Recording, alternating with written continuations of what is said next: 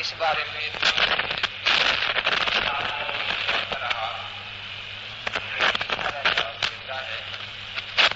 لیکن 56 سال کے بعد اپنی کتاب نے لکھا کہ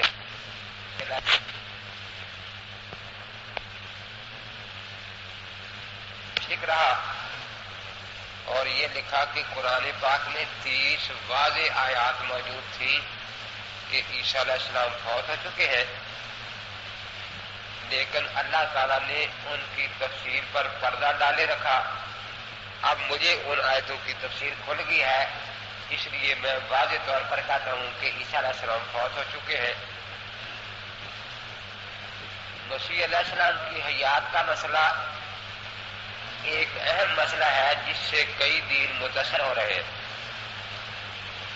کیونکہ یہودی، عیسائی، مسلمان، قادیانی، یہ چاروں مذاہب یقین رکھتے ہیں کہ 2 مسیح دنیا میں آنے والے ہیں، ایک مسیح صادق اور ایک مسیح کاذب جس کو دجال کہتے ہیں۔ پھر ان چاروں دینوں کا اس بات پر بھی اتفاق ہے کہ مسیح کاذب قتل ہوگا لیکن مسیح صادق قتل نہیں ہوگا۔ اب یہودی یہ کہتے ہیں کہ سیدہ مریم کا بیٹا جس نے مسیح ہونے کا دعویٰ کیا،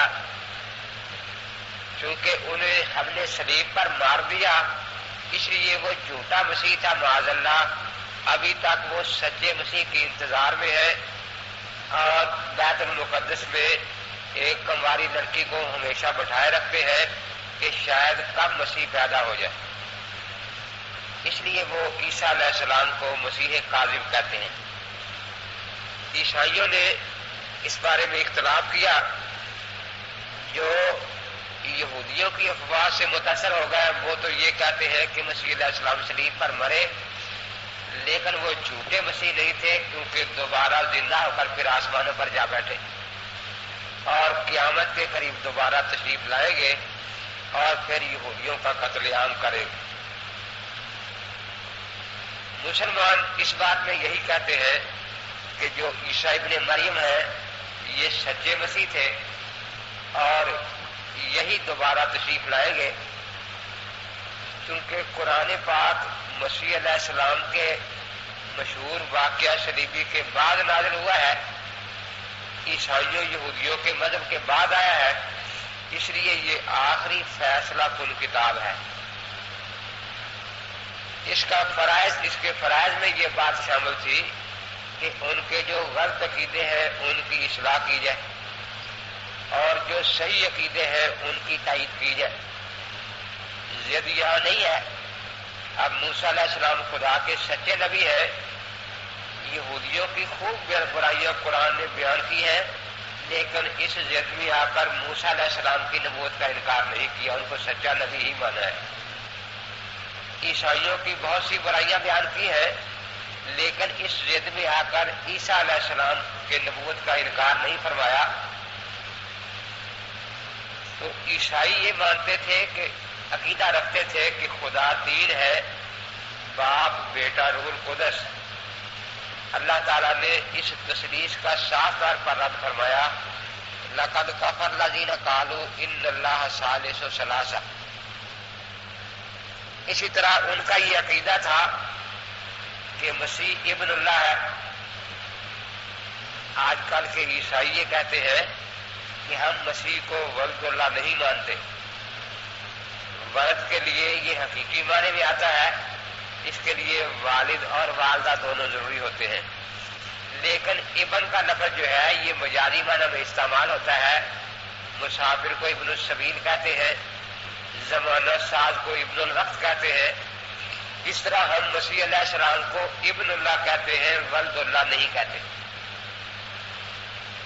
لیکن پولس نے جو کرنتھیوں کو خط لکھا ہے اس میں خاص طور پر یہی لفظ ہے کہ مسیح جو خدا سے مولود ہوا اور خدا کا بیٹا ہے۔ تو بہرحال آج کل کے عیسائی یہ تعبیر کرتے ہیں کہ ہم مسیح کو ولد اللہ نہیں مانتے، ابن اللہ مانتے ہیں۔ اللہ تعالیٰ نے اس کی بھی تردید فرمائی ہے، ولد والے عقیدے کی بھی، کہ انا یکون لہ ولد ولم تکن لہ صاحبہ، کہ خدا کا بیٹا کیسے ہو سکتا ہے ولد کی جب اس کی بیوی سرے سے نہیں ہے. اور اس کی بھی تردید فرمائی ہے کہ ان کو ابن اللہ کہا جائے. لقد کفر الذین قالوا ان اللہ هو المسیح ابن مریم، وہ لوگ جو مسیح ابن مریم کو اللہ مانتے ہیں، اللہ کا بیٹا مانتے ہیں، وہ لوگ کافر ہیں. اسی طریقے سے عیسائی اور یہودی یہ کہتے تھے کہ مسیح علیہ السلام کو صلیب پر لٹکایا گیا. قرآن پاک نے اس کی صاف طور پر تردید فرما دی. لیکن عیسائیوں کا یہ عقیدہ کہ عیسیٰ علیہ السلام کو زندہ جسم کے ساتھ آسمان پر اٹھا لیا گیا، اس کی قرآن پاک نے کہیں تردید نہیں فرمائی بلکہ اس بات کی تائید فرمائی ہے. اس لیے قرآن پاک نے جو اپنا فیصلہ بیان فرمایا ہے اس میں یہی ہے فَبِمَا نَقْضِهِمْ مِيثَاقَهُمْ وَكُفْرِهِمْ بِآيَاتِ اللَّهِ وَقَتْلِهِمُ الْأَنْبِيَاءَ بِغَيْرِ حَقٍّ، کہ یہودیوں نے اللہ تعالیٰ سے کیے ہوئے وعدے توڑ ڈالے، اس لیے اللہ کی طرف سے ان پر لعنتوں کی بارش برسنی شروع ہو گئی. وَكُفْرِهِمْ بِآيَاتِ اللَّهِ، اور اللہ تعالیٰ کے احکام کی انہوں نے کفر کیا، نافرمانی کی. وَقَتْلِهِمُ الْأَنْبِيَاءَ بِغَيْرِ حَقٍّ، اور خدا کے نبیوں کو نا حق قتل کیا. وَقَالِهِمْ قُلُوبُنَا غُلْفٌ، اور یہ کہتے ہیں کہ ہمارے دلوں پر پردہ ہے، غلاف ہے، ہم نہ اپنا عقیدہ نکال سکتے ہیں نہ کوئی نئی بات دل میں داخل کر سکتے ہیں. فرمایا بل طبع اللہ علیہ بکفرہم، کہ اللہ تعالیٰ نے ان کے دلوں پر کفر کی مہر لگا دی ہے. فلا یؤمنون الا قلیلا، ان میں سے بہت کم لوگوں کو ایمان نصیب ہوگا. وَبِكُفْرِهِمْ وَقَوْلِهِمْ عَلَىٰ مَرْيَمَ بُهْتَانًا عَظِيمًا، اور ان کے لعنت کے اسباب میں ان کا یہ کفر بھی ہے، اور سیدہ مریم پر عظیم بہتان جو انہوں نے باندھا. سیدہ مریم کے بارے میں اس قسم کے الزامات پچھلے دنوں میں امریکہ کا ایک رسالہ مجھے ملا، جیسے ہمارے رسالے ہوتے ہیں تو اس میں باب الاستفسارات بھی ہوتا ہے، کوئی سوال پوچھتا ہے وہ جواب دیتے ہیں، تو اس میں بھی باب الاستفسارات تھا. اس میں کسی نے سوال پوچھا ہے کہ امریکہ اور برطانیہ میں مغربی ممالک میں اکثر بچے حرام زادے پیدا ہوتے ہیں، اس کی کیا وجہ ہے؟ تو اس جو مفتی نے جواب دیا ہے جو ان کا ہے، اس لیے کہ ان کا نبی عیسیٰ حرام زادہ تھا. تو یہ اس قسم کے بہتانات حضرت سیدہ مریم صدیقہ سلام اللہ تعالی علیہ پر لگاتے ہیں، آج بھی لگا رہے ہیں. اس لیے ان کی کتاب تالمود یہ انٹرنیشنل طور پر ضبط کر دی گئی ہے کہ وہ نہیں چھپ سکتی، کیونکہ اس میں عیسیٰ علیہ السلام اور سیدہ مریم کے بارے میں اتنی خرافات اور بکواسات ہیں، اور ان کا یہ پکا عقیدہ ہے معاذ اللہ کہ عیسیٰ علیہ السلام جو ہے یہ معاذ اللہ ولد الحرام تھے. حضرت مولانا رحمۃ اللہ صاحب کیرانوی رحمۃ اللہ علیہ واقعہ لکھتے ہیں ازالۃ الشکوک میں کہ میرے پاس ایک یہودی آیا، ان کا بہت بڑا عالم تھا. اس نے میری تقریر ہسپانیہ میں سنی تھی، تو سننے کے بعد مجھے کہنے لگا کہ آپ کے نے جو اسلام کی صداقت پر بیانات دیے ہیں، میرے دل میں اسلام کی صداقت گھر کر چکی ہے، میں مسلمان ہونا چاہتا ہوں، لیکن ایک چیز میرے لیے رکاوٹ بنی ہوئی ہے، اگر وہ رکاوٹ ہٹ جائے تو وہ مسلمان ہو جاؤں گا. کہتے میں نے پوچھا کہ وہ کیا رکاوٹ ہے؟ کہ اسلام یہ کہتا ہے کہ عیسیٰ علیہ السلام کو سچا نبی مانو، اور میں عیسیٰ علیہ السلام کو سچا نبی ماننے کے لیے تیار نہیں ہوں، کیونکہ ان کی زندگی میرے سامنے ہے، میں نے ان کے حالات پڑے ہوئے ہیں، ایسا آدمی نبی نہیں ہو سکتا. تو حضرت مولانا رحمۃ اللہ کیرانوی فرماتے کہ میں نے اسے صاف کہا کہ جب تک تو ایک بھی سچے نبی کا انکار کرے گا تو مسلمان نہیں ہو سکتا، کیونکہ اسلام میں تو یہی ہے لا نفرق بین احد من الرسل.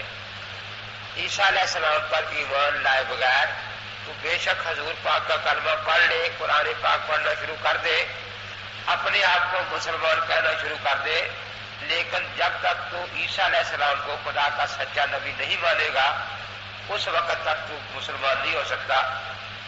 کہتے ہیں کہ پھر میں نے قرآن پاک سے عیسیٰ علیہ السلام کے جب حالات سنائے تو کہنے لگے پھر یہ عیسیٰ تو کوئی اور ہے، وہ عیسیٰ نہیں جس کے حالات مجھے ہمیں سنائے گئے ہیں۔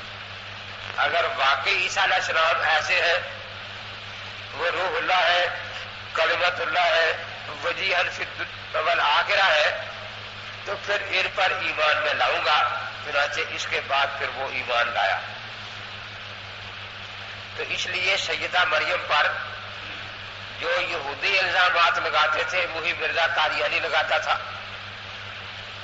اس نے بھی اپنی کتاب میں یہی لکھا ہے کہ سیدہ مریم کی منگنی یوسف نجار کے ساتھ ہو گئی، لیکن نکاح سے پہلے مریم حاملہ ہو گئی۔ اگرچہ یہودی اس بات پر بہت اعتراض کرتے تھے، لیکن کچھ مجبوریاں تھی جو سامنے آ گئی، ان مجبوریوں کی بنا پر یہاں خاموشی اختیار کرنی پڑی۔ تو وہ بھی اپنی کتاب میں یہی بکواس کرتا ہے جو یہودی کرتے ہیں۔ اللہ تعالی نے اس بکواس کو اسباب لعنت میں فرمایا، وَقَوْلِهِمْ عَلَىٰ مَرْيَمَ بُهْتَانٌ عَظِيمًا وَقَوْلِهِمْ إِنَّا قَتَلْنَا الْمَسِيحَ عِيسَىٰ ابْنَ مَرْيَمَ رَسُولَ اللَّهِ، اور فرمایا کہ مسیح علیہ السلام کی وفات کا عقیدہ رکھنا، صرف یہ قول زبان سے یہ بات نکالنا، یہی کفر کے اسباب میں سے ہے اور لعنت کے اسباب میں سے ہے۔ ایک تو ہے کہ مسیح علیہ السلام کو شہید کرنا جیسے باقی نبیوں کو شہید کیا، فرمایا وقولہم، اتنی بات کہہ دینا، انا قتلنا المسیح، کہ ہم نے عیسیٰ علیہ السلام کو مار ڈالا۔ یہ جو اسباب لعنت میں سے ہے، مرزا قادیانی بڑے فخر سے کہتا ہے کہ میں نے عیسائیوں کے خدا کو مار ڈالا اور میری زندگی کا سب سے بڑا کارنامہ یہی ہے۔ ابن مریم مر گیا، حق کی قسم، داخل جنت ہوا وہ محترم۔ تو اللہ تعالیٰ نے اس قول کو اسباب لعنت اور اسباب کفر میں شمار کیا ہے۔ آگے اللہ تعالیٰ فرماتے ہیں وَمَا قَتَلُوهُ، کہ مسیح علیہ السلام کو کسی نے قتل نہیں کیا، جان سے نہیں مارا۔ اصل بات یہ ہے کہ جب مسئلے کو صحیح انداز میں سمجھا جائے تو مسئلہ میں کوئی اشکال نہیں ہوتا، لیکن جب اختلاس کیا جائے شیطان کی طرح کے درمیان سے بات اچکلی ہے، نہ ادھر والا پہلو دیکھنا ہے نہ ادھر والا پہلو دیکھنا ہے، تو پھر جتنی چاہے انسان اس میں الجھنیں پیدا کر لے۔ یہ عقیدہ ایک ایسا عقیدہ ہے کہ قادیانی کوشش کرتے ہیں کہ اس مسئلے پر مناظرہ ہو، کیونکہ اس مسئلے پر وہ کچھ آیتیں قرآن پاک کی پڑھتے ہیں اور ان آیتوں کا ترجمہ ایسا کرتے ہیں جو عام لوگوں کے ذہن کے قریب ہوتا ہے۔ چنانچہ میرے ساتھ جو مناظرہ ہوا محمود مرشاہل کا تھا، کہتا تھا میں 32 مناظرے پہلے کر چکا اس مسئلے پر، یہ میرا 33واں مناظرہ ہے۔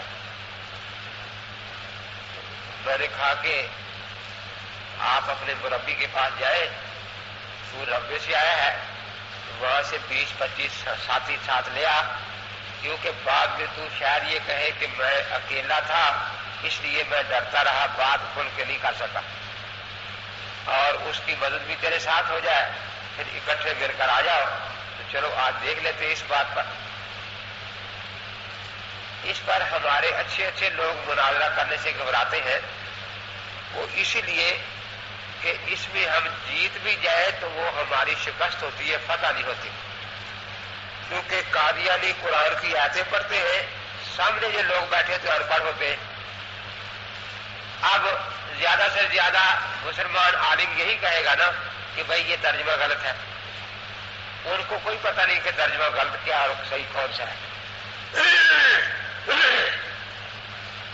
ان میں سے اگر 2-3 آدمی بھی ایسے نکل آئے جو یہ تاثر لے کر جائے کہ بھائی ویسے مرزائی بھی قرآن مانتے ہیں، دیکھو قرآن کی یادیں پڑھ رہے تھے، تو یہ تاثر ہمارے سخت خلاف ہے، ایک مناظرے سے ایسے آدمی جو خالی و ذہن تھے یا قادیانی نہیں تھے وہ یہ تاثر لے کر اٹھے کہ قادیانی بھی قرآن پر ایمان رکھتے ہیں، وہ قرآن کی آیتیں پڑھ رہے تھے، قرآن کی آیتیں پڑھ رہا تھا، تو اس سے گویا وہ کفر کے قریب ہوگا نا، ان کی بات سننے کے لیے آمادہ ہو جائیں گے۔ اس لیے ہمارے علماء کی کوشش ہوتی ہے کہ مناظرہ سیرت مرزا پر ہو، حیات مسیح پر نہ ہو، لیکن الحمدللہ اس مسئلے پر جس انداز میں پھر میں نے مناظرے کی تیاری کی اب کرنی ہے، سب سے پہلی بات یہ ہے کہ کیا مسیح علیہ السلام کو شہید کرنے والوں نے گرفتار کیا تھا یا نہیں کیا تھا؟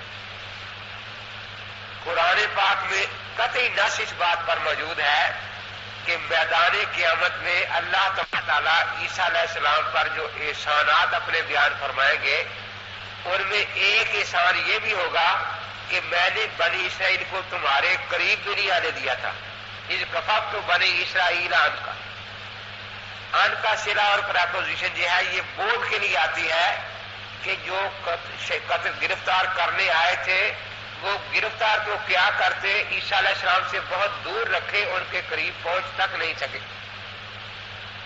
اب میں یہ بسم اللہ یہاں سے شروع کرتا ہوں کہ دیکھو قرآن پاک کی قطعی نص موجود ہے کہ مسیح علیہ السلام کو کسی نے گرفتار نہیں کیا،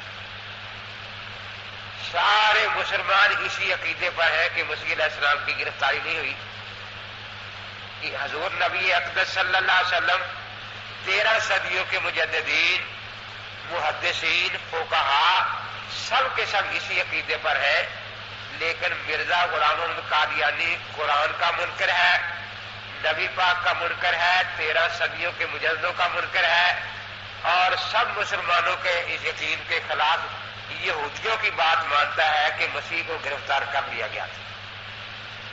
اب قرآن کہتا ہے کہ مسیح گرفتار نہیں ہو سکے، اور مرزا غلام احمد قادیانی قرآن نہیں مانتا، یہودیوں کی بات مانتا ہے۔ اب وہ چاہتے تھے نا کہ ہم قرآن کا نام لے کر لوگوں کو دھوکہ دیں گے، لیکن یہاں میں بات پہلے ہی صاف کرنا شروع کرتا ہوں کہ مرزا بالکل قرآن کو نہیں مانتا، قرآن کا مخالف ہے، یہ قرآن کے مقابلے میں یہودیوں کی بات مانتا ہے۔ پھر یہودی یہ کہتے ہیں کہ ہم نے معاذ اللہ گرفتار کرنے کے بعد عیسیٰ علیہ السلام کو بہت ذلیل اور رسوا کیا، ان کے سر پر کانٹوں کا تاج رکھا گیا، ان کی داڑھی میں شراب ڈیلی گئی، اور ان کی آنکھوں پر پٹی باندھ دی گئی، کوئی ادھر سے آ کر نیزے کا زخم دیتا تھا، کوئی ادھر سے تلوار کا زخم دیتا تھا، اور پوچھتا تھا کہ اگر تو خدا کا بیٹا ہے تو بتا تجھے کس نے مارا ہے، تو خدائی دعویٰ کرتا ہے، اور اتنا ذلیل اور رسوا کیا حضرت عیسیٰ علیہ السلام کو۔ مرزا غلام احمد قادیانی بھی یہودیوں کی یہی بات مانتا ہے، اور یہ ساری باتیں اپنی کتاب مسیح ہندوستان میں لکھتا ہے کہ عیسیٰ علیہ السلام کو پکڑ لیا گیا اور ان کے سر پر کانٹوں کا تاج رکھا گیا، جبکہ قرآن پاک کی واضح نص موجود ہے وجیہن فی الدنیا والآخرہ، کہ مسیح علیہ السلام اس دنیا میں جب تک رہے ہیں باوجاہت اور باوقار رہے ہیں، ان کو کسی نے رسوا اور ذلیل نہیں کیا۔ اب قرآن پاک کی بالکل صاف اور صریح نص موجود ہے کہ مسیح علیہ السلام دنیا میں بھی باعزت رہے، باوقار رہے، نہ کسی نے گرفتار کیا، نہ شراب ڈیلی، نہ ان کو رسوا اور ذلیل کیا، اور آخرت میں بھی اللہ تبارک و تعالیٰ ان کو شفاعت سے سرفراز فرمائیں گے، اور ان کی وجاہت لوگوں کے سامنے ظاہر ہوگی کہ ان کی شفاعت سے اللہ تعالیٰ بہت سے گنہگاروں کو بخشش عطا فرمائیں گے۔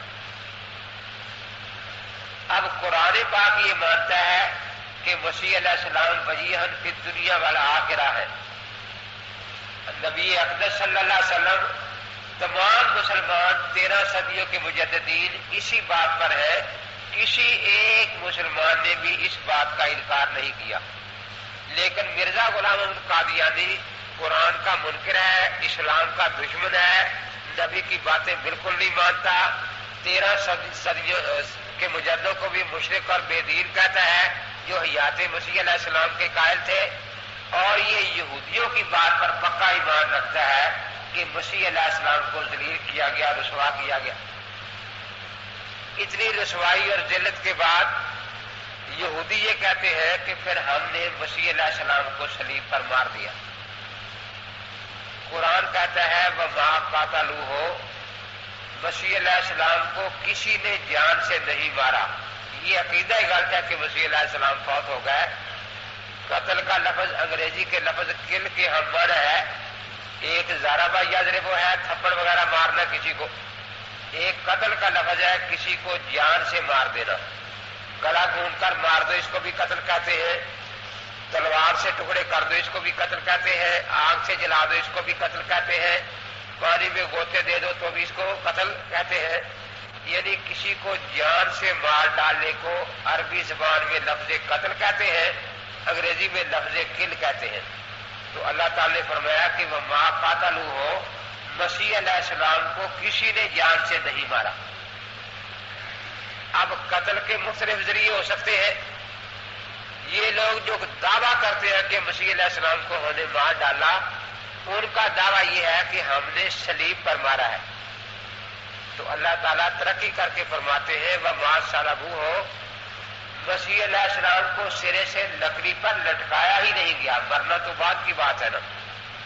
یعنی یہی بات غلط ہے کہ عیسیٰ علیہ السلام کو کسی نے صلیب پر لٹکایا ہے۔ تو قرآن پاک کی یہ صریح نص ہے کہ مسیح علیہ السلام کو سرے سے صلیب پر لٹکایا ہی نہیں گیا۔ لیکن مرزا قادیانی قرآن کا منکر ہے، وہ اپنی کتاب مسیح ہندوستان میں لکھتا ہے کہ عیسیٰ علیہ السلام 6 گھنٹے 2 چوروں کے درمیان صلیب پر لٹکتے رہے اور یہ نعرہ لگاتے رہے ایلی ایلی لما شبقتنی، اے اللہ تو نے مجھے کیوں چھوڑ دیا۔ یہ اصل فکرہ کیا ہے؟ آج کل جتنی بائبلیں چھپ رہی ہے اس میں ایلی ایلی لما شبقتنی شین کے ساتھ چھپ رہا ہے، لیکن کچھ پرانے نسخے 2 میرے ہاتھ لگے جس میں سین کے ساتھ ہے سبقتنی۔ اس لیے اب ان دونوں جملوں میں کیا فرق ہے وہ اگلی آیت میں میں عرض کرتا ہوں۔ فرمایا کہ مسیح علیہ السلام کو سرے سے کسی نے لکڑی پر لٹکایا ہی نہیں۔ اب بات یہ ہے کہ جب مسیح علیہ السلام کو کسی نے لکڑی پر لٹکایا ہی نہیں اور نہ وہ مرے ہیں، تو آخر یہ افواہ جو اتنی بڑی پھیل گئی، عیسائی بھی کہتے ہیں وہ لکڑی پر اس صلیب پر لٹکائے گئے، یہودی بھی کہتے ہیں کہ لٹکائے گئے، تو اس افواہ کی وجہ کیا بنی؟ کیوں ایسی بات ہو گئی؟ تو آگے اللہ تعالیٰ لاکن استدراک کے لیے لا رہے ہیں کہ لاکن سے پہلے جس فعل کی نفی ہوتی ہے کسی سے، لاکن کے بعد اسی فعل کا کسی دوسرے کے لیے اس بات ہوتا ہے۔ مثلا کوئی آپ سے پوچھتا ہے کیا علامہ خالد محمود صاحب تشریف لائے ہیں آج کل مدارس میں؟ آپ کہتے نہیں، مگر شیخ الحدیث صاحب، تو اب 7 لفظ لگے شیخ صاحب تشریف لائے ہیں۔ جس چیز کی پہلے نفی تھی اس کا بھی اس بات ہوگا نا، جس کا اس بات تھا اس کی نفی ہوگی۔ تو لاکن اس ادراک کے لیے ہوتا ہے، اس لیے تقدیر کلام یوں بنے گی وَلَٰكِن قَاتَلُوا وَصَلَبُوا مَنْ شُبِّهَ لَهُمْ، کہ کسی آدمی کو مارا ضرور گیا ہے، انہوں نے اس پھانسی پر لٹکایا بھی ہے اور وہ پھانسی پر مرا بھی ہے۔ وَلَٰكِن شُبِّهَ لَهُمْ، تو قَاتَلُوا وَصَلَبُوا اس سے پہلے تقدیر نکلے گی نا کلام کی، کہ انہوں نے مارا ہے کسی کو اور اس پھانسی پر لٹکا کر مارا ہے۔ من شُبِّهَ لَهُمْ، جو ان کے سامنے مسیح علیہ جیسی شکل کا آدمی تھا، یعنی ایک مسیح مسیح تھا جس کی شکل مسیح علیہ السلام جیسی بن گئی تھی۔ اب اس بارے میں خود روایات میں اختلاف ہے کہ جو آدمی صلیب پر مرا ہے وہ مومن تھا یا منافق تھا۔ بعض روایات میں یہ ہے کہ وہ یہودا اسکریوتی تھا، مسیح علیہ السلام کے 12 حواریوں میں سے یہ منافق تھا جس نے 30 روپے رشوت لی پولیس سے اور ان کو بتایا کہ مسیح علیہ السلام فلاں جگہ ہے، اور یہ بتایا کہ میں آگے آگے جاتا ہوں آپ پیچھے آ جائیں۔ اور میں اس کمرے میں جاؤں گا، آپ وہاں مسیح کو پکڑ لیں آ کر۔ تو وہ 30 روپے اس نے رشوت دی لی، پھر آگے چلا گیا۔ بعد میں پولیس وہاں داخل ہوئی، جب پولیس اندر پہنچی تو وہاں ایک ہی آدمی تھا، دو نہیں تھے۔ اب پولیس والے یہ کہہ رہے تھے، اس کی شکل کہتے تبدیل ہو چکی تھی، کوئی تو کہتا تھا کہ یہ ایک آدمی ہے، وہ جو رشوت والا ہے وہ کہاں گیا، مخبر ہمارا۔ کوئی کہتے تھے یہ مسیح ہے، کوئی کہتے تھے یہ مخبر ہے۔ آخر جو تھانے دار تھا اس نے کہا کہ ہمیں اس سے کیا غرض، جو ہے اس کو پکڑ کر پھانسی دے دو تاکہ جو ہمیں حکم ملا ہے وہ پورا ہو جائے، جس کی تفتیش کرنے کی ضرورت نہیں۔ اور مسیح علیہ السلام کے سارے حواری باقی جو 11 تھے وہ پہلی بھاگ چکے تھے۔ مسیح کو پہچاننے والا کوئی آدمی وہاں موجود نہیں تھا۔ یہ جو پولیس پکڑنے آئی تھی، یہ یاد رکھے کہ یہ اس وقت وہاں حکومت رومیوں کی تھی، پولیس رومی تھی، اور عیسیٰ علیہ السلام اسرائیلی تھے، اسی لیے پولیس جو تھی اس کو پہچان نہیں تھی کہ مسیح کون ہے، انہیں 30 روپے رشوت دینی پڑی۔ اب یہ پولیس جو پکڑ کر لے جا رہی ہے، ان میں ایک بھی اسرائیلی آدمی نہیں ہے کہ جو پہچان سکے کہ جس آدمی کو ہم پکڑنے آئے ہیں یہی وہی ہے یا کوئی اور ہے۔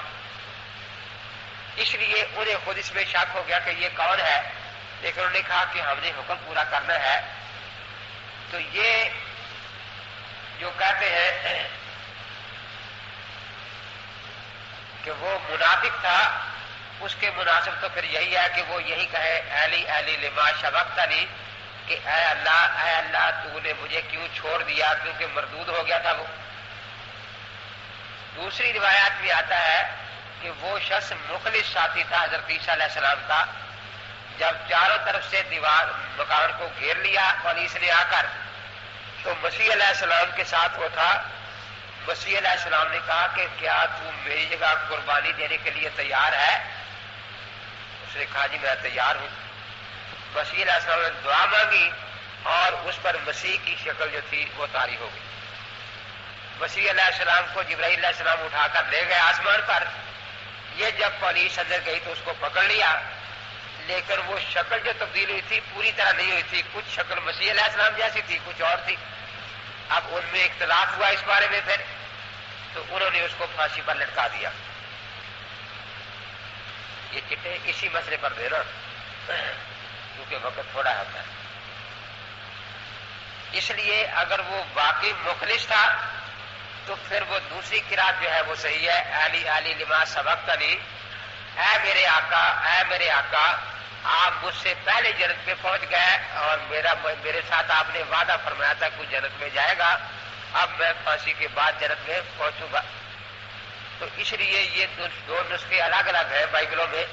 آج کل جو عام نسخہ چلتا ہے اس میں شین ہے، علی علی لما سبقتنی، لیکن بعض پرانے نسخے ہیں جن میں علی علی لما سبقتنی بھی آیا ہے، اور وہ اس صورت میں ہے کہ جو شخص پھانسی پر مرا ہے اس کو مسیح علیہ السلام کا مخلص ساتھی مانا جائے۔ ولیکن شبہ لہم، اس سے پتہ چلا کہ یہ جو افواہ پھیلی ہے اس کی ایک بنیاد یہ تھی کہ پھانسی ضرور کسی نہ کسی کو ہوئی ہے۔ اب اس بارے میں اختلاف تھا، کوئی کہتا تھا مسیح ہے، کوئی کہتا تھا یہ کوئی اور ہے، تو اس لیے یہ افواہ پھیل گئی۔ آگے اللہ تعالیٰ فرماتے ہیں وَإِنَّ الَّذِينَ اخْتَلَفُوا فِيهِ، کہ یہ بات کہ یقیناً مسیح کو پھانسی، یہ تو بات ہی غلط ہے۔ خود پھانسی دینے والوں میں اختلاف تھا کہ یہ آدمی کون ہے جس کو ہم پھانسی دے رہے ہیں۔ اس لیے شدارا کے مناظرے میں پادری مجھے کہنے لگا کہ دنیا میں ہر مذہب والا تواتر کو یقینی مانتا ہے کہ متواتر بات یقینی ہوتی ہے، اور قرآن پاک نے تواتر کا انکار کیا ہے۔ عیسائی یہودی دو مذہبوں کا تواتر یہ ہے کہ عیسیٰ علیہ السلام کو پھانسی پر چڑھا دیا گیا اور وہ پھانسی پر مر گئے، اور یہ تواتر جو ہے اس کا قرآن نے انکار کر دیا کہ یہ بات غلط ہے۔ تو میں نے اسے کہا کہ تو نے تواتر کا لفظ اگر کسی مولوی صاحب سے سن لیا تھا تو اس کی تعریف بھی پوچھ رہی تھی کہ تواتر کہتے ہیں کس کو ہے۔ میں نے کہا یہ تواتر نہیں ہے، افواہ ہے. افواہ فو کی جمع ہے نا، وہ بھی ہر منہ پر چڑھ جاتی ہے، وہ بھی یہی بات کہہ رہا ہے، وہ بھی یہی بات کہہ رہا ہے، وہ بھی یہی بات کہہ رہا ہے. افواہ. اور لوگ ان پڑھ جو تواتر کا معنی نہیں جانتے وہ افواہ کو بھی تواتر سمجھتے ہیں. اسی لیے انگریزی میں افواہ کے لیے لفظ ہے بیس لیس، کہ بے بنیاد.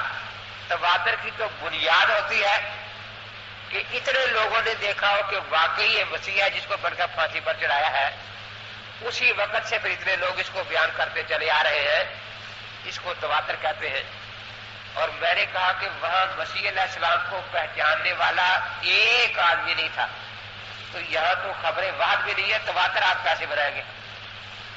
ایک آدمی نہیں تھا جو مسیح علیہ السلام کو پہچانے. آخر وہ کہنے لگا کہ نہیں، مسیح علیہ السلام کا شاگرد یوحنا اس وقت پھانسی کے پاس کھڑا تھا. میں نے کہا نہیں، وہ بھاگ گیا تھا. وہ کہنے لگا نہیں، کھڑا تھا. میں نے کہا ٹھیک ہے، آپ دکھائیں جیل میں کہاں ہے. تو انہوں نے کہا کہ آپ ہمیں 3 گھنٹے کی مہلت دیں، ظہر کے بعد آ جائے، پھر ہم آپ کو دکھائیں گے. اس وقت ہمیں حوالہ یاد نہیں ہے، ہم ریفرنس بک اٹھاتے ہیں حوالوں والی کتابیں اور پھر یہ تلاش کرتے ہیں. تو ٹھیک ہے. میں ظہر کے بعد چلا گیا تو انہوں نے پھر یہی کہا کہ ابھی تک ہمیں حوالہ نہیں ملا. تو میں نے کہا میں تو یہاں مہمان ہوں، پھر میں نے چلے جانا کل. اب جو جگہ آپ تلاش کرنا چاہتے ہیں میں آپ کو بتاتا ہوں کہ شاید آپ یہی تلاش کرنا چاہتے ہو. میں نے یوحنا کی انجیل میں نکال کر رکھا، چل کہ ہاں دیکھیے نا کہ یہ ایک پیارا شاگرد جو تھا وہ اس بھیڑ میں شریک تھا. تو میں نے کہا لکھا ہے کہ وہ بھی بھاگ گیا تھا. یہ آگے لکھا کہ اس کو کسی نے کہا کہ یہ مسیح کا شاگرد ہے اور وہ پیچھے بھیڑ میں تھا، مسیح تو آگے جا رہے تھے نا. وہ تو جیسے بھیڑ پیچھے چلی، پولیس آگے تھی، بھیڑ پیچھے تھی، اس میں تھا. اس میں دیکھا تو نہیں کہ یہ جس کو کون کر لے جا رہی ہے کون ہے. البتہ شاید وہ قریب جاتا پھانسی کے تو پھر شناخت کر لیتا، یا اسے بھی شبہ ہوتا کیونکہ شکل تبدیل تھی. لیکن کسی نے کہا کہ یہ مسیح کا شاگرد ہے. پولیس والوں نے اس کو پکڑنا چاہا، اس کی چادر سے باندھی ہوئی تھی، چادر پر ہاتھ ڈالا تو چادر پولیس والوں کے ہاتھ میں رہ گئی اور وہ بیچارہ ننگا بھاگ گیا. تو میں نے کہا یہ ان کے اس مناظر کا نام تھا عنایت اللہ مجاہد،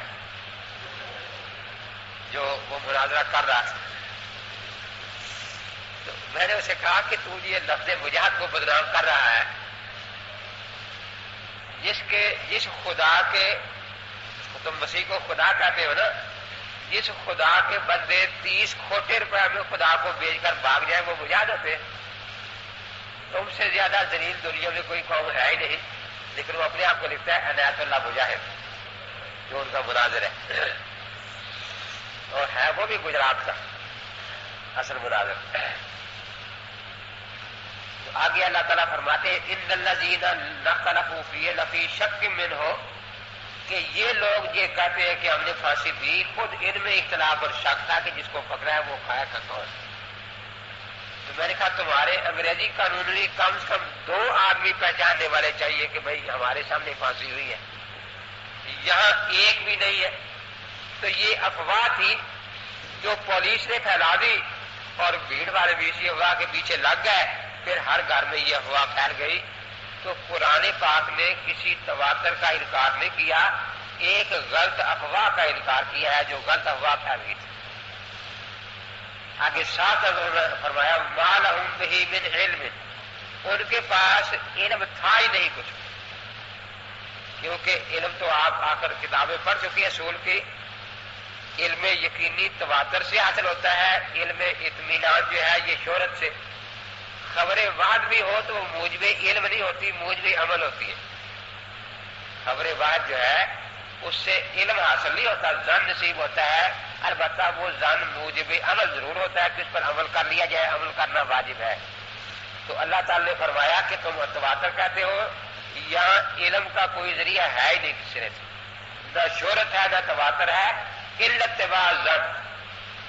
ہاں جو لوگ کہتے ہیں کہ مسیح علیہ السلام کو پھانسی دے دی گئی، ان کے پاس ظن ہے اور کچھ بھی نہیں. وَإِنَّ الظَّنَّ لَا يُغْنِي مِنَ الْحَقِّ شَيْئًا، جس میں حقیقت کا نام ہے نشان تک نہیں. یہ بات تو صاف ہو گئی کہ مسیح علیہ السلام کو کسی نے سولی پر نہیں لٹکایا، چاہے جائے کہ مسیح علیہ السلام کو شہید کر دیا گیا ہو۔ لیکن اگلی بات یہ ہے کہ پھر افواہ کیوں پھیلی، اس کا جواب بھی دے دیا کہ کوئی اور آدمی صلیب پر مرا ہے۔ لیکن اب مسیح علیہ السلام کہاں گئے؟ وہ اگر فوت ہوئے ہیں تو اس واقعے کے بعد کسی کو ملے بھی تو نہیں نا، کسی کو ملتے شاگرد کو، خصوصی شاگرد کو ملتے ہیں اور پتہ چلتا کہ فلاں جگہ کسی نے مسیح علیہ السلام کو دیکھا، وہ کہاں گئے؟ اب اس کا اللہ تبارک و تعالیٰ نے جواب دیا وَمَا قَتَلُوهُ يَقِينًا بَلْ رَفَعَهُ اللَّهُ إِلَيْهِ۔ یہاں جو مرزا قادیانی کا اصل مغالطہ ہے، جس دھوکے پر وہ چل رہا ہے، وہ یہ ہے کہ اس نے ایک نیا عقیدہ گھڑا ہے جس کا الزام لگایا ہے عیسائیوں یہودیوں پر کہ عیسائیوں یہودیوں کا عقیدہ یہ تھا کہ جو آدمی صلیب پر مرتا ہے وہ لعنتی موت مرتا ہے۔ اس پر وہ حوالہ تورات کا دیتا ہے لیکن نامکمل دیتا ہے۔ تورات کے 5ویں حصے استثناء کے 18ویں باب میں یہ لکھا ہوا ہے کہ اگر کوئی آدمی ایسا کام کرے جو موجب لعنت ہو، جھوٹا نبی ہونے کا دعویٰ کرے یا زنا وغیرہ کرے شادی کا شدہ ہونے کے بعد، تو ایسے آدمی کو صلیب پر مار دیا جائے، وہ موت لعنتی موت ہے۔ تو اس موت کو لعنتی صلیب کی وجہ سے نہیں کہا گیا، اس لعنتی کام کی وجہ سے کہا گیا ہے۔ مرزا قادیانی نے اس سے یہ عقیدہ گھڑ لیا کہ جو بھی صلیب پر مرے، خواہ وہ نیک ہو یا بد ہو، صلیب پر مرنا ہی لعنت کی موت ہے۔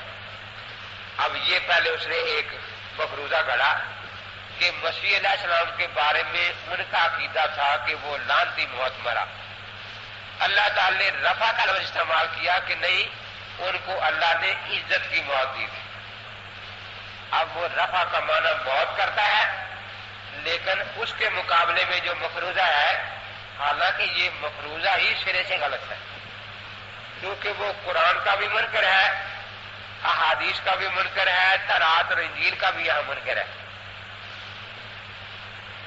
وہاں بھی یہی لکھا ہے تورات میں کہ جس نے لعنتی کام کیا ہوگا اس کی موت لعنتی ہے۔ صلیب نہ کسی کو لعنتی بناتی ہے نہ مرحوم بناتی ہے۔ قرآن پاک میں یہ ہے کہ لَأُصَلِّبَنَّكُمْ فِي جُذُوعِ النَّخْلِ، اور احادیث میں ہے کہ وہ جو جادوگر تھے صبح کے وقت جادوگر تھے، کافر تھے، پھر ایمان لے آئے تو ان کو سولی پر مار دیا گیا اور وہ شہید کہلائے۔ اب دیکھیے جادوگر سولی پر مرے ہیں تو کسی کا عقیدہ نہیں کہ یہ لعنتی موت مرے ہیں، بلکہ سارے ان کو شہید کہتے ہیں۔ اس طرح صحیح مسلم شریف میں وہ لمبا قصہ ہے حضرت عبداللہ بن طامت کا، جو پہلے زمانے میں تھا اور اس کا باپ وزیر تھا بادشاہ کا۔ تو اس زمانے میں بادشاہ ایک جادوگر کو بھی رکھا کرتے تھے تاکہ وہ دشمنوں پر جادو کرتا رہے۔ تو وزیر کا بیٹا بڑا سمجھدار تھا، اس کو منتخب کیا گیا کہ پہلا جادوگر بوڑھا ہو گیا، پتہ نہیں کب مر جائے، اس لیے نیا جادوگر تیار کرنا چاہیے۔ تو وہ نیا اس وزیر کے لڑکے کو، جادوگر ایک اور تھا، اس کے پاس بھیجنا شروع کر دیا تاکہ یہ جادو میں کمال حاصل کرے۔ اب یہ روزانہ صبح جاتا تھا، شام کو واپس آ جاتا گھر۔ ایک دن جب جا رہا تھا تو دیکھا کہ راستے میں کوئی جگہ ہے، ایک مکان، اس میں بھی کچھ لوگ داخل ہو رہے ہیں۔ پوچھا کیا ہے؟ کہ یہاں پڑھائی ہو رہی ہے۔ کہ بھئی یہ کیا ہے؟ تو وہ کوئی حضرت عیسیٰ علیہ السلام کا شاگرد تھا جو انجیل کی تعلیم وہاں دیتا۔ یہ لڑکا سارا دن سنتا رہا، اس تعلیم کی طرف اس کا دل زیادہ مائل ہو گیا۔ اب اس نے یہ قصہ شروع کر دیا کہ ایک دن ادھر جاتا ہے، ایک دن ادھر رہتا۔ اب جادوگر کا کچھ دنوں بعد پیغام آیا کہ شاگرد نہیں آ رہا۔ اس سے پوچھا کہ تو کہاں جاتا ہے؟ اس نے کہا کہ میں تو ایک اور جگہ پڑھتا ہوں آج کل. باپ نے پیٹا کہ وہیں جاؤ. اب یہ وہاں جا رہا تھا پھر تو راستے میں اس دن عجیب واقعہ پیش آیا کہ ڈراؤنی شکل ہے، جانور ہے، لوگ اس سے ڈر رہے.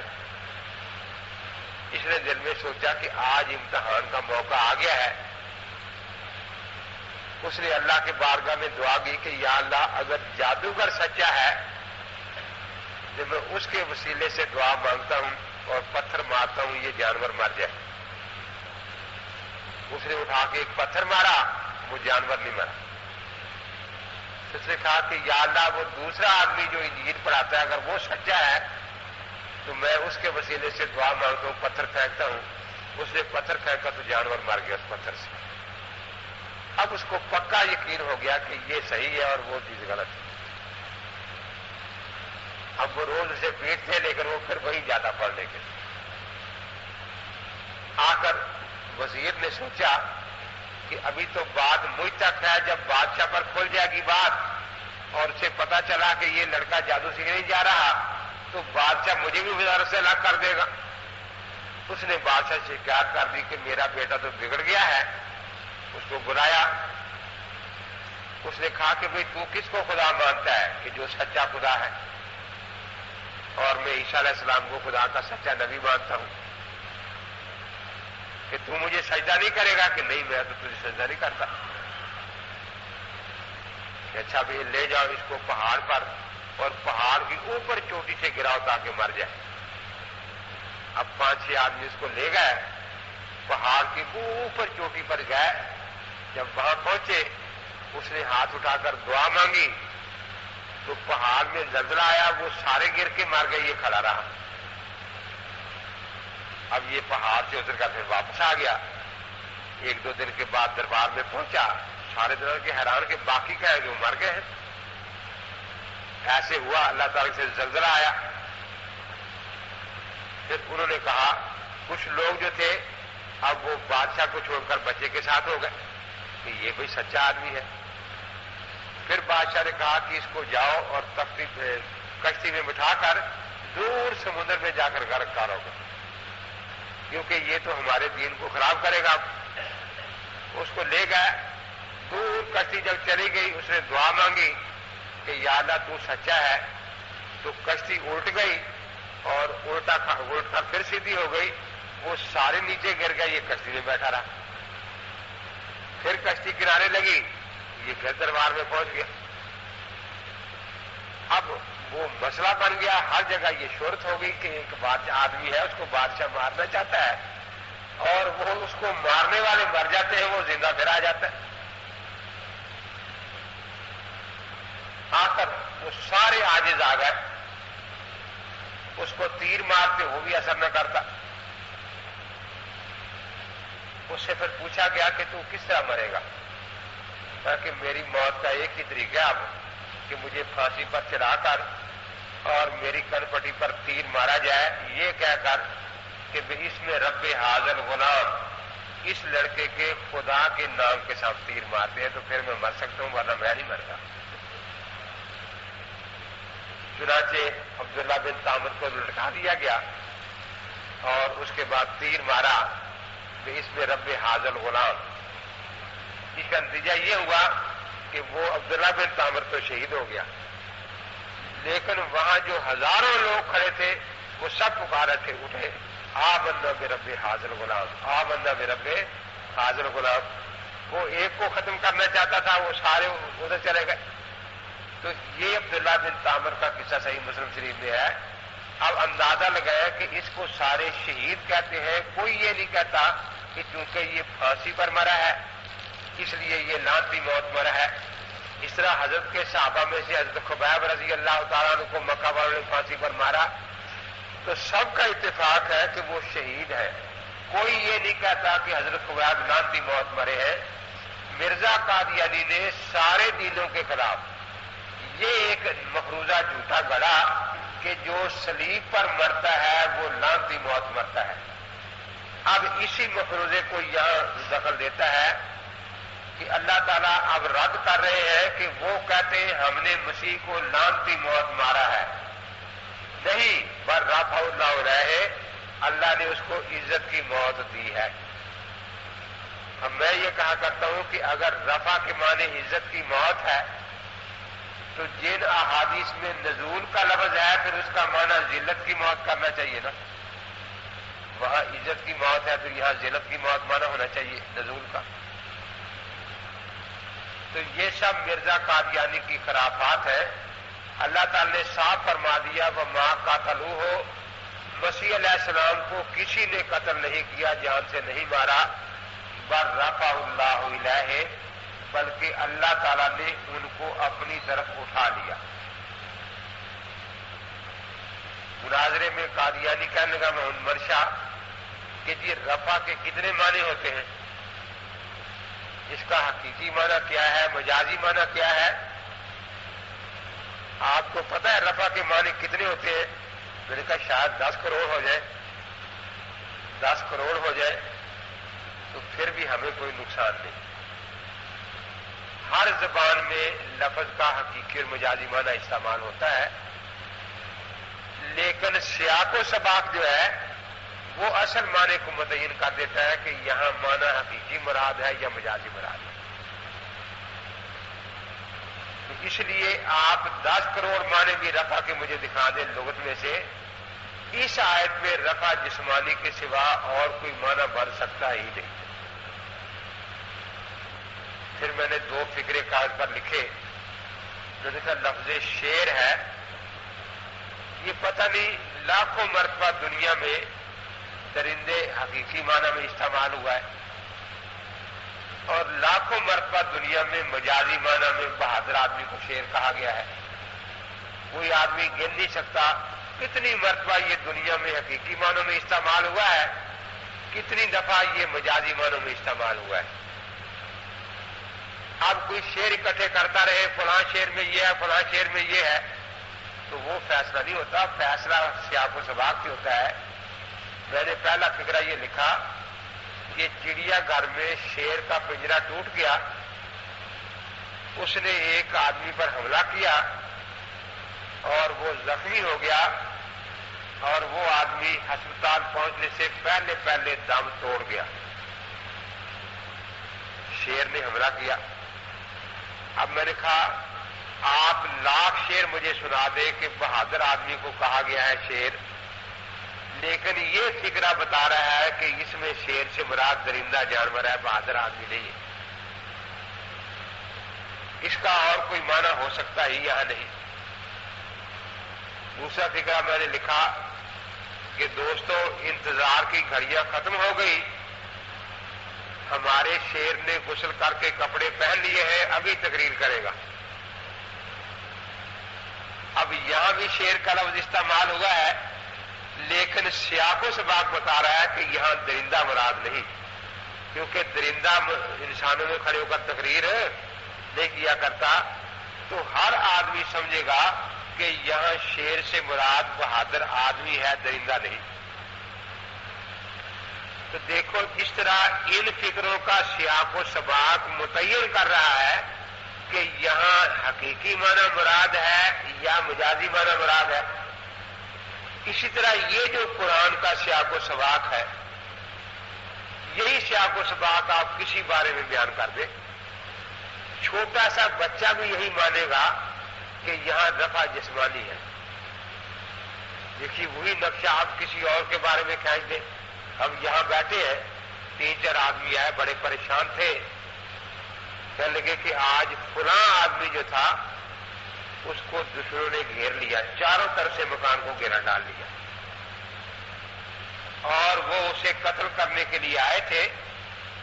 عین موقع پر اس کے 2 دوست کار پر پہنچے اور اس آدمی کو اٹھا کر لے گئے. دیکھیں یہ وہی ماحول ہے نا.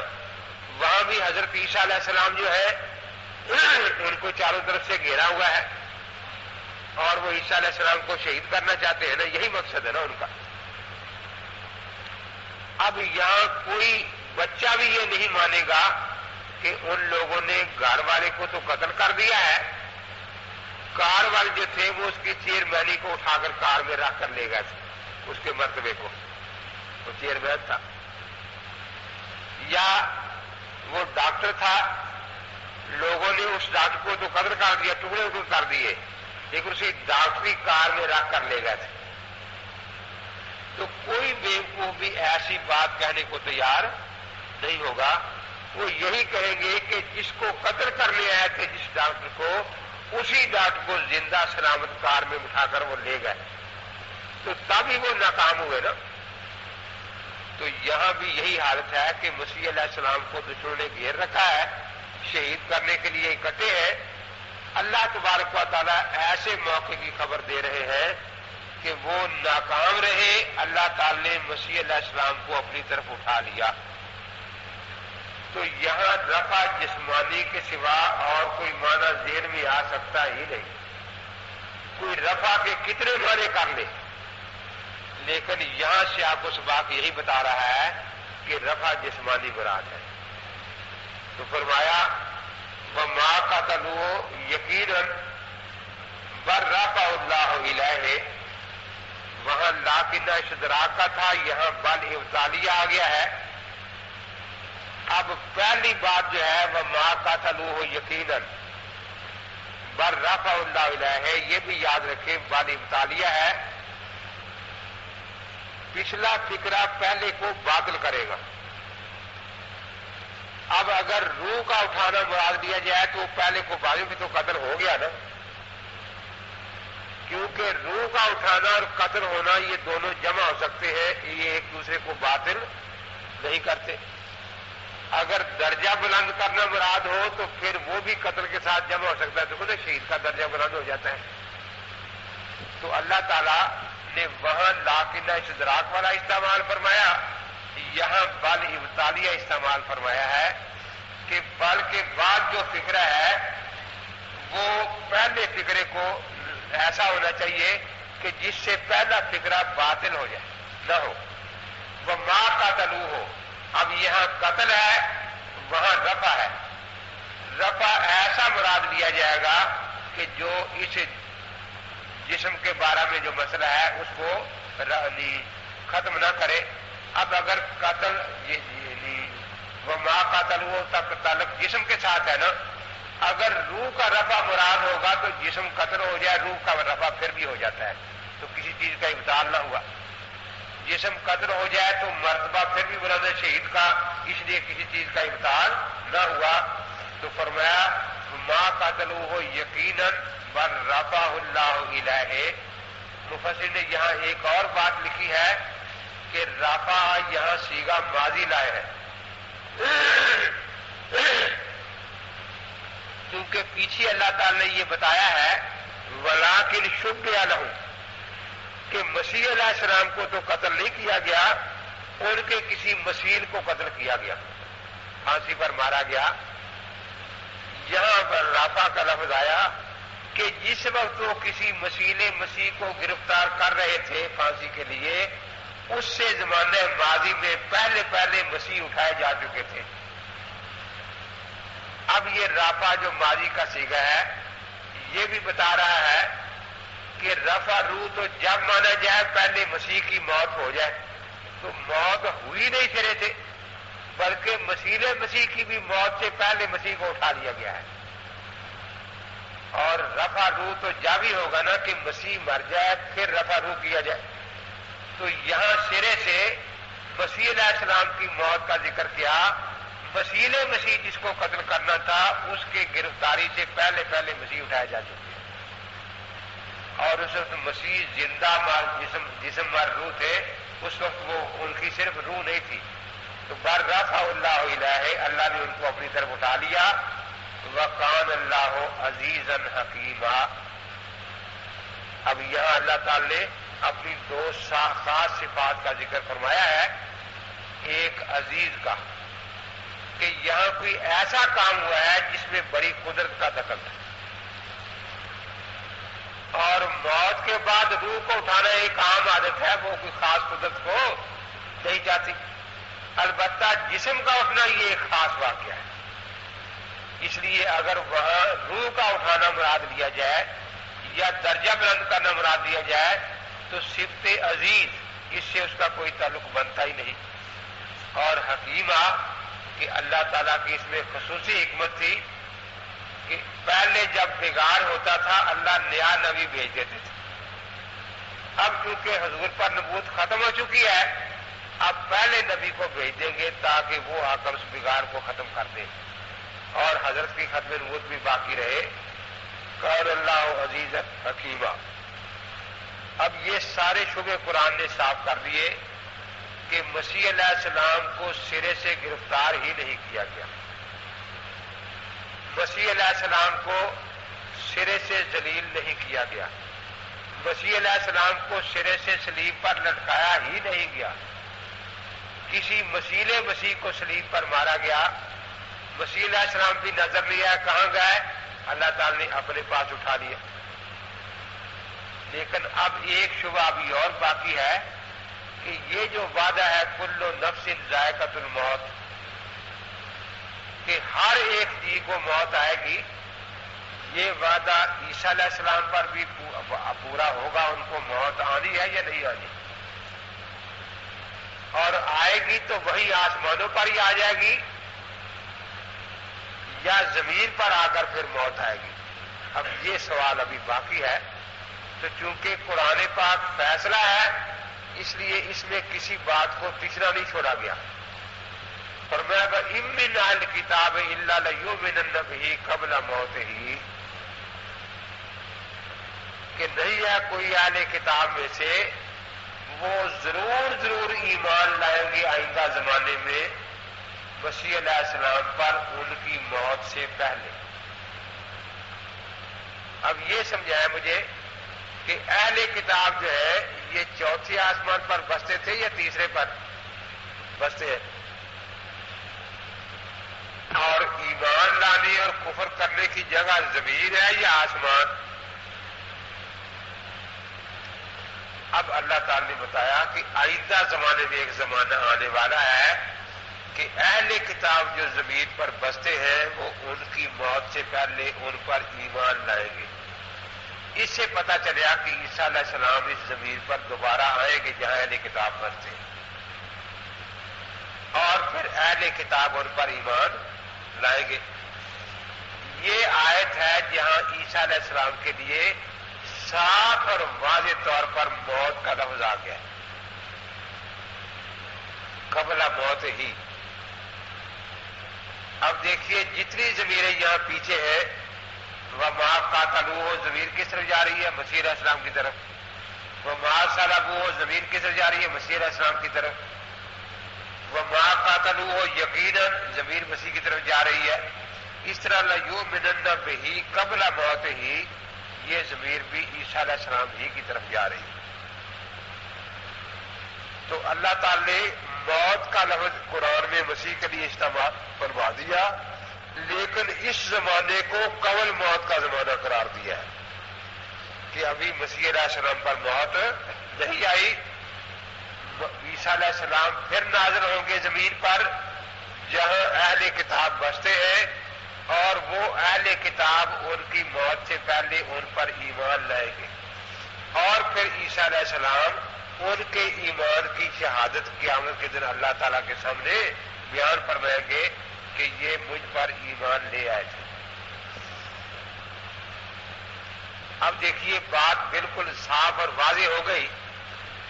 صحیح بخاری جلد اول صفحہ 490 پر باب نزول عیسیٰ علیہ السلام ہے پہلی جلد میں 490 صفحہ. تو فرما رہے ہیں حضرت ابو ہریرہ رضی اللہ عنہ کہ حضور پاک نے قسم کھا کر فرمایا والذی نفس محمد بیدہ کہ اس خدا ذات کی قسم ہے جس کے قبضے میں میری جان ہے لَيَنْزِلَنَّ فِيكُمْ عِیسیٰ ابْنَ مَرْیَمَ حَاکَمًا عَدْلًا ضرور تم میں نازل ہوں گے عیسیٰ مریم کے بیٹے. لَيَنْزِلَنَّ فِيكُمْ خود مرزا قادیانی اپنی کتاب میں لکھتا ہے کہ جب کوئی آدمی قسم کھا کر بیان کرے تو پھر اس کے بیان کے مجازی معنی لینے جائز نہیں ہوتے، صحیح یہ حقیقی معنی لیے جائیں گے. کیونکہ قسم کے ساتھ وہ اپنے بیان کو موقت کر رہا ہے۔ رسول اقدس صلی اللہ تعالی علیہ وسلم کی سچائی تو اتنی واضح تھی کہ آپ بغیر قسم کے کوئی بات ارشاد فرما دیتے تو کافر بھی آپ کو صادق اور امین ہی کہتے تھے، لیکن اگر آپ قسم کھا کر کوئی بات ارشاد فرما دے پھر اس کے سچا ہونے میں کیا شک ہو سکتا ہے؟ یہاں اللہ کے پاک پیغمبر قسم کھا کر بیان فرما رہے ہیں والذی نفس محمد بیدہ لینزلن فیکم، کہ ضرور ضرور تم میں نازل ہوں گے۔ قسم الگ ہے، پھر یہ تاکید اتنی موقت بات جو ہے وہ فرما رہے ہیں کہ ضرور ضرور نازل ہوں گے۔ کون؟ عیسیٰ۔ کون سے عیسیٰ؟ مریم کے بیٹے، گاما بن گسیٹی نہیں، عیسیٰ بن مریم نازل ہوں گے۔ تو جس طرح یہاں نزول کا لفظ ہے، اب قرآن اور سنت میں یہی فرق ہوتا ہے نا کہ ایک پہلو کو قرآن نے واضح کر دیا، دوسرے پہلو کو سنت واضح کر دے گی۔ اب رفع کا لفظ تو قرآن میں صاف آ گیا نمبر رفع اللہ الیہ، اور نزول کا لفظ حدیث میں آ گیا۔ تو جس مسیح کا رفع ہوا تھا اسی مسیح کا نزول ہوگا، اور رفع عیسیٰ بن مریم کا ہوا ہے، گاما بن گسیٹی کا رفع نہیں ہوا۔ اس لیے فرمایا لینزلن فیکم عیسیٰ بن مریم، اور رفع کے بعد نزول کا معنی متعین ہے۔ یہاں بھی وہی دھوکہ دیتے ہیں کہ یہ نزیل مہمان کو بھی کہتے ہیں، نزیل مسافر کو بھی کہتے ہیں۔ ہم مانتے ہیں کہ مجازی معنوں میں یہ لفظ ان معنوں میں آتا ہے، لیکن رفع کے مقابلے میں جب بھی نزول ہوگا، جب رفع جسمانی متعین ہے تو نزول جسمانی متعین ہے۔ تو دیکھو ان لوگوں کا طریقہ کار یہ ہوتا ہے کہ یہ لفظ کو سیاق و سباق سے کاٹ کر الگ رکھ لیتے ہیں۔ یہاں